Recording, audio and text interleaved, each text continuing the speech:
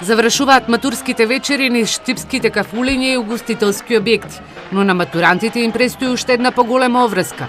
Полагањето на државната матура почнува од сабота на 2 јуни. Билјана Казанџиска, раководител на секторот за јавни дејности во општина Штип, за Ирис телевизија информира дека средните училишта се подготвени за полагањето на државната матура. Во Штипската гимназија Славчо Стојменски пријавени се вкупно 174 матуранти, од кои на 2 јуни ќе полагаат 145. Во Средното медицинско училиште Јане Сандански има вкупно 156 матуранти, од кои во сабота ќе полагаат вкупно 57 ученика.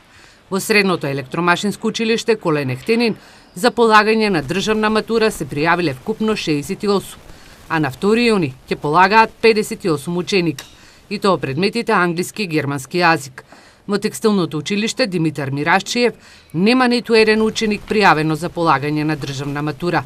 25 ученика од генерацијата ќе полагаат само завршен испит.